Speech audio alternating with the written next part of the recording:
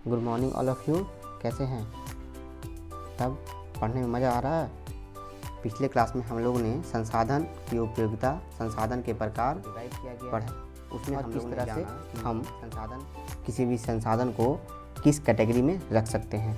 ठीक है, अब हम लोग पढ़ेंगे संसाधन का नियोजन। ठीक, नियोजन अर्थात प्लानिंग। किसी भी चीज़ को सही ढंग से चलाने के लिए और सही ढंग से उसको बचाए रखने के लिए हमें एक प्लानिंग की ज़रूरत पड़ती है।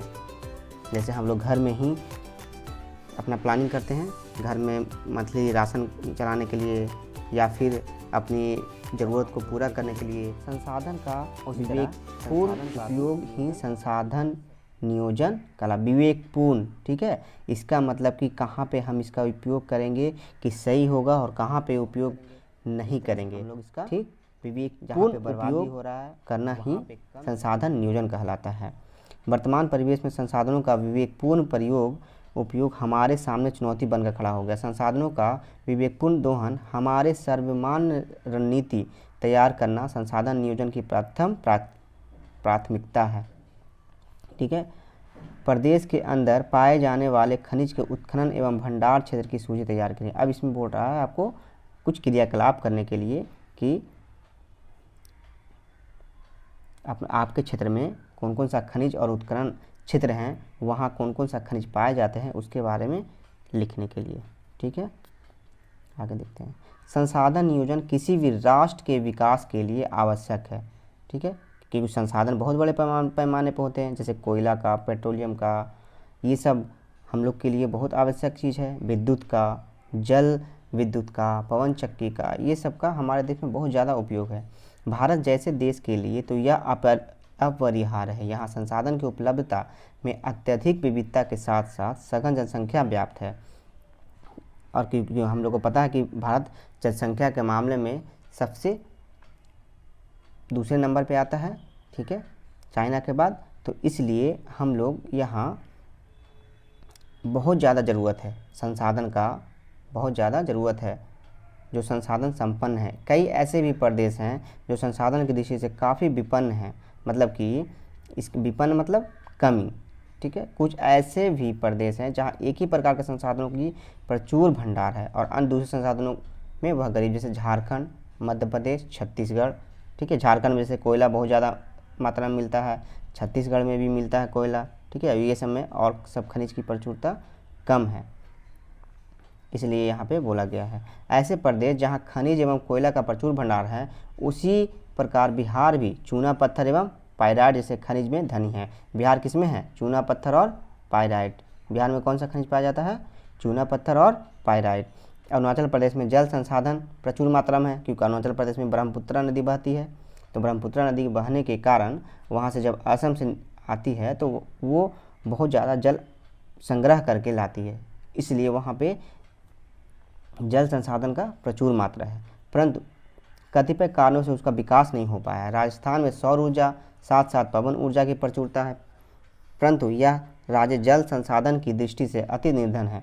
भारत के अंतर्गत लद्दाख जैसे क्षेत्र जो शीत मरुस्थल के रूप में अन्य भागों से अलग अलग हो गया है, लेकिन यह प्रदेश सांस्कृतिक विरासत का धनी है। ठीक है, यहाँ जल, महत्वपूर्ण खनिज एवं मौलिक अवसंरचना की बहुत कमी है। लद्दाख जैसे एरिया में, जो भारत के ऊपरी एरिया में है, ऊपर में, ठीक है, यहाँ पे है ना लद्दाख ये हो गया, ये जम्मू कश्मीर हो गया। ठीक, ये जम्मू कश्मीर, ये लद्दाख, तो ये सब एरिया में बहुत ज़्यादा ही ज़रूरत है। अब है भारत में संसाधन नियोजन। ये तो पूरा विश्व स्तर पे हम लोग देख सकते हैं कि हाँ, पूरा वर्ल्ड में कहाँ कहाँ कौन कौन सा खनिज है और उनका संसाधन कैसे कर सकते हैं, उसको किस तरह से रख सकते हैं बचा के। ठीक है, अब भारत में हम लोग को संसाधन का नियोजन पढ़ना है। तो संसाधन नियोजन एक जटिल प्रक्रिया है, इसके लिए आवश्यक क्रियाकलाप की आवश्यकता होती है। ये क्रियाकलाप संसाधन नियोजन के सोपान है, मतलब प्रकार। ठीक है, सोपान मतलब प्रकार। इन सोपानों के सहारे किसी देश के उपलब्ध संसाधन का सदुपयोग कर उस देश की उन्नति का मार्ग प्रशस्त किया जाता है। अब जैसे कि हम लोग को रोड बनाने के लिए अलकतरा चाहिए, गिट्टी चाहिए और जो सामान चाहिए, तो उससे रोड बनेगा तो देश की उन्नति होगा। तो इस तरह और भी कई सारे चीज़ है जिसके ज़रिए हम लोग के देश का उन्नति होता है, इसलिए संसाधन का दोहन करने से बचाया जाता है। अब है संसाधन नियोजन के सोपानों को निम्न रूप में बांटकर अध्ययन किया जा सकता है। देश के विभिन्न प्रदेशों में संसाधनों की पहचान कराने का सर्वेक्षण करना। ठीक है, सबसे पहले क्या करेंगे कि उसका सर्वेक्षण करेंगे कि कहाँ कौन सा खनिज उपलब्ध है, कहाँ संसाधन कौन सा हमें मिल सकता है। सर्वेक्षण के उपरांत दूसरा हो गया मानचित्र तैयार करना।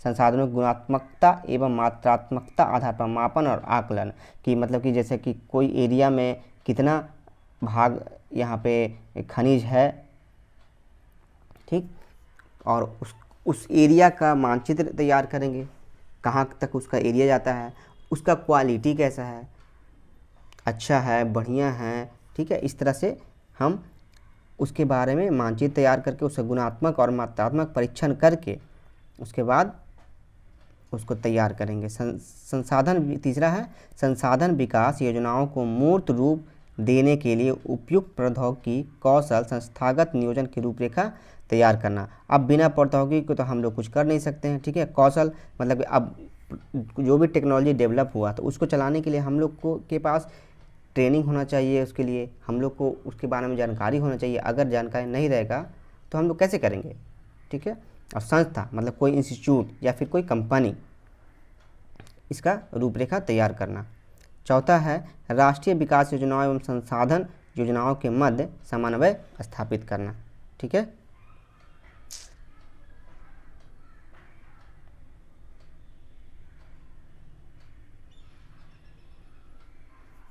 हमारे देश में स्वतंत्रता प्राप्ति के बाद से ही संसाधन नियोजन के लक्षित उद्देश्यों को हासिल करने का प्रयास किया जा रहा है।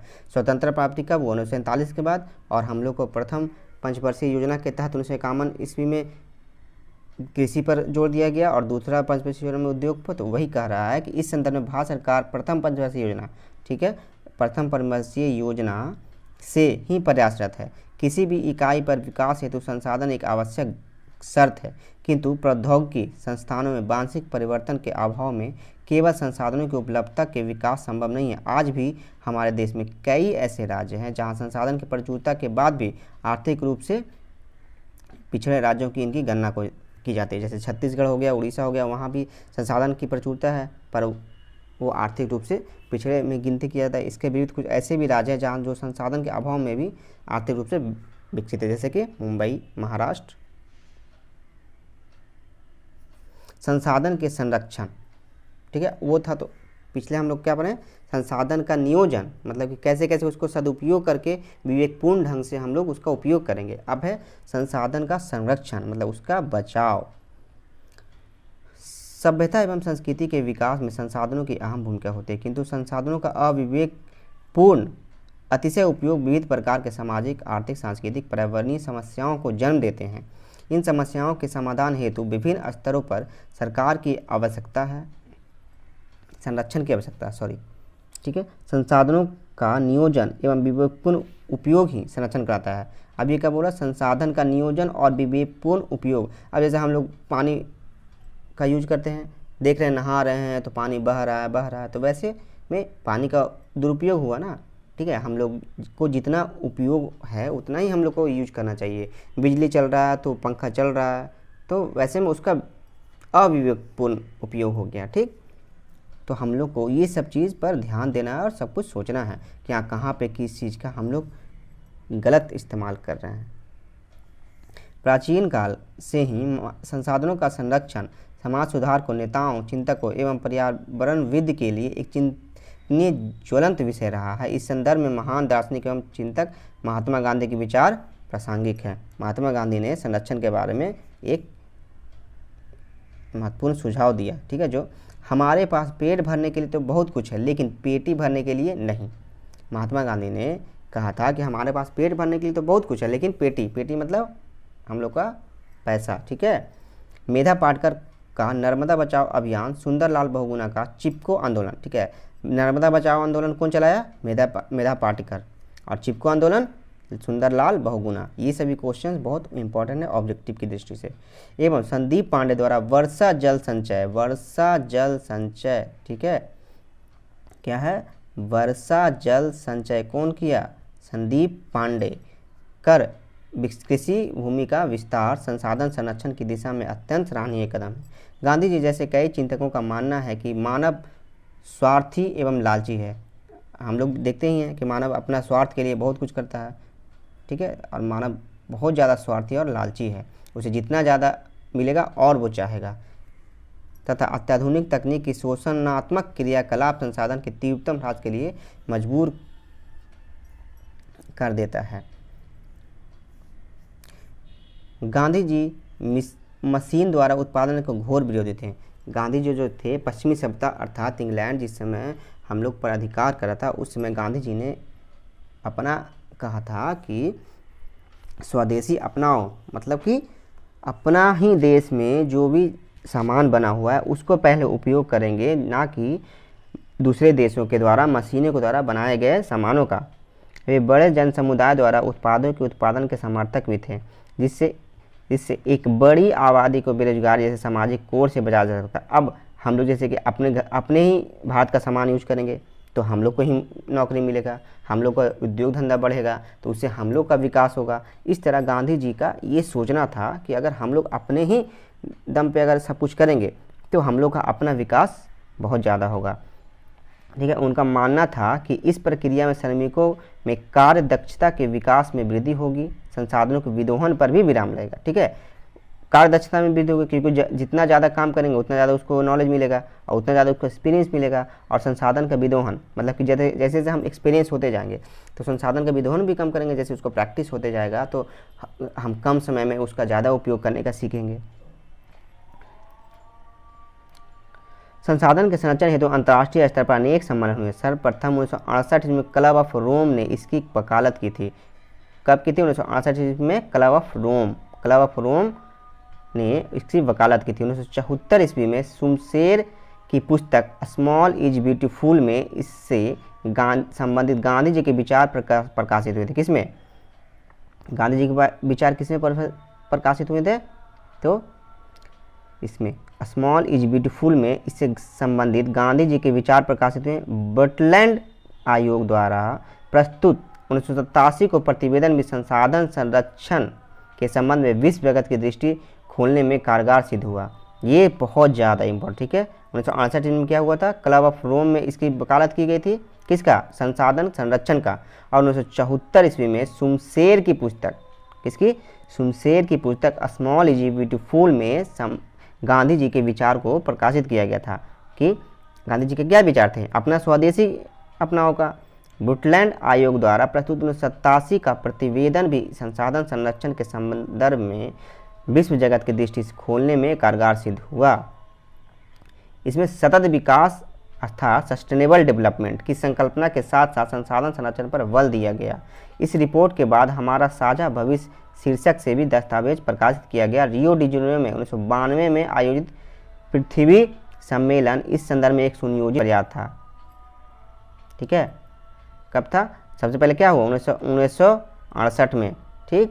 क्लब ऑफ रोम, ठीक, 1974 में हुआ, फिर उसका प्रकाशित किया गया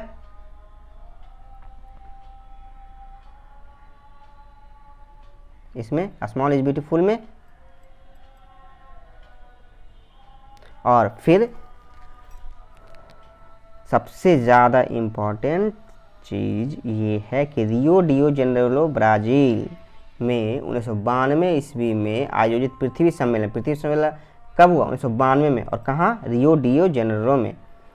एक सुनियोजित प्रयास था। किसका? सस्टेनेबल डेवलपमेंट प्लान का। पुनः 1997 ईस्वी में न्यूयॉर्क में द्वितीय पृथ्वी सम्मेलन, 2002 में जोहान्सबर्ग में आयोजित तृतीय पृथ्वी। पहला हुआ 1992 में रियो डी जेनेरो में, ठीक है। दूसरा कहाँ हुआ?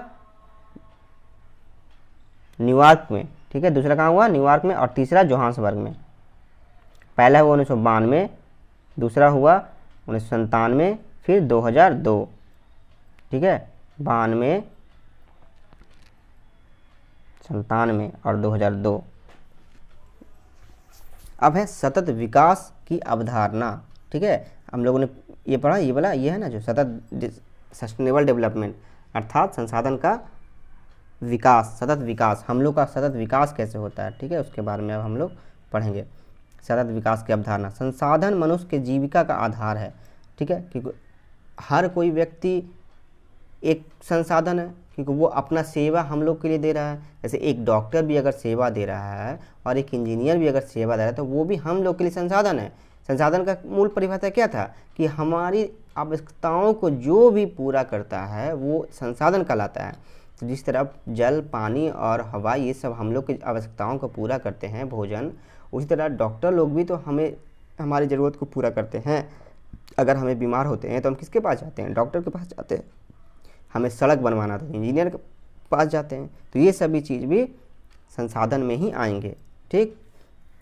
जीवन की गुणवत्ता बनाए रखने के लिए संसाधनों के सतत विकास की अवधारणा अत्यावश्यक है। संसाधन प्राकृतिक प्रदत्त उपहार है। संसाधन जो है प्राकृतिक प्रदत्त उपहार है की अवधारणा के कारण मानव इनका अंधाधुंध दोहन किया, जिसके कारण पर्यावरणीय समस्या हो गया। अब जैसे कि हम लोग देखते हैं कि कितना ज़्यादा पॉल्यूशन हो गया है, पेड़ पौधा ज़्यादा काट देने पे, उद्योग धंधा ज़्यादा स्थापित कर देने से प्रॉब्लम्स हो गए बहुत सारे। तो ये सारी चीज़ हम लोग को ध्यान देना चाहिए कि हम लोग इसका विदोहन ना करें, ठीक है। अब है व्यक्ति के लालच लिप्सा ने संसाधनों को तीव्रतम दोहन कर संसाधनों के भंडार में चिंतनीय हाँस ला दिया। अब किसी किसी को लालच हो गया कि अरे अब यहाँ पे इतना सारा पेड़ है, ये सबको पेड़ के जल्दी जल्दी काट दो, जल्दी जल्दी काट दो, तो हम लोग को ज़्यादा लकड़ी मिल जाएगा, ज़्यादा हम लोग को पैसा कमा लेंगे। इस तरह से वो अंधाधुंध कटाई करने लगे ये सारे चीज़ों का। तो इस तरह से उसका विदोहन भी होने लगा। संसाधनों के केंद्रीकरण खास लोगों के हाथों में आने समाज दो स्पष्ट भागों में संपन्न एवं विपन्न भाग में बढ़ गया। संपन्न मतलब अमीर और विपन्न मतलब गरीब, मतलब कि जिसके पास ज़्यादा संसाधन है वो अमीर हो गए हैं और जिसके पास कम संसाधन थे वो गरीब हो गए हैं। संपन्न लोगों द्वारा स्वार्थ के वशीभूत होकर संसाधनों का विवेकहीन दोहन किया गया, जिससे विश्व परिस्थिति में घोर संकट की स्थिति उत्पन्न हुई। भूमंडलीय तापन, ओजोन क्षय, पर्यावरण प्रदूषण, मृदा संरक्षण, मृदा क्षरण, भूमि विस्थापन, अम्लीय वर्षा, असमय ऋतु परिवर्तन जैसे पारिस्थितिकी संकट पृथ्वी पर व्याप्त सभ्यता संस्कृति को निगल रहे हैं। अब देखिए आप ये सब जो सारे जो पॉइंट हैं ये बहुत ज़्यादा इंपॉर्टेंट है कि भूमंडलीय तापन हम लोग को जैसे अभी देख रहे हैं कि पेड़ पौधे कम हो रहा है, कार्बन डाइऑक्साइड का मात्रा बढ़ रहा है, तो जिससे ग्लेशियर्स वगैरह भी पिघल रहे हैं और उससे कि ग्लेशियर पिघलने से हमारे समुद्र का स्तर बढ़ा, जिससे बाढ़ आने या ये सब का समस्या हो रहा है। ओजोन क्षय, ठीक, CFC गैस जो निकलता है उससे ओजोन क्षय होता है, तो इससे हमारे वायुमंडल भी प्रभावित हो रहे हैं। पर्यावरण प्रदूषण, दिल्ली में कुछ दिन पहले ही हम लोग देखे थे, पर्यावरण प्रदूषण की वजह से कितनी सारी मतलब कि धुंध हो गया था एकदम, दिल्ली में लेयर, हवा में एक लेयर जमा हो गया था, जिसकी वजह से साफ साफ सामने दिखता भी नहीं था। मृदा क्षरण, अब पेड़ पौधा काटेंगे तो मिट्टी तो बहेगा ही, बारिश आएगा मिट्टी को बहा के ले चला जाएगा, हवा चलेगा तो वो उड़ा के उसको ले जाएगा। भूमि विस्थापन की प्रक्रिया होगी, अम्लीय वर्षा होगी। अब उद्योग धंधों में से जैसे CO2, NO2, SO2 ये सब जो गैस निकलते हैं तो वो सब गैस जब आगे जाते हैं तो अम्लीय वर्षा के रूप में वो पड़ते हैं, जिससे बहुत सारे हमारे स्मारकों को भी क्षति होती है। असमय ऋतु परिवर्तन, अभी जैसे कि देख रहे हैं हम लोग वर्षा का कभी मतलब कि जून के बाद आना चाहिए तो आता है 15 जून के बाद। तो इस तरह से बहुत सारे हमारे परिस्थिति संकट हो गए हैं और प्राकृतिक में बहुत सारी समस्याएं व्याप्त हो गई है। अब आगे अगर इन स्वार्थी तत्वों देशों को अनवरत दोहन विदोहन चलता रहा तो पृथ्वी के जैव संरक्षण का विनाश आयोग में समस्याएं आ जाएंगी। ठीक है, आज यहीं तक, इतना एक बार फिर से रिवाइज कर लीजिएगा। और अगर जो पिछले क्लास का वीडियो नहीं देखे हैं तो वो पिछले क्लास वाला वीडियो देख लीजिएगा, उसके बाद आगे समझ में आ जाएगा आपको कि संसाधन की उपयोगिता क्या है, उसके प्रकार क्या है, संसाधन का नियोजन कैसे होता है, उसका संरक्षण कैसे करेंगे। ठीक है, अगर वीडियो अच्छा लगता है तो इसे लाइक करें और सब्सक्राइब करें और बेल बटन को दबा दें।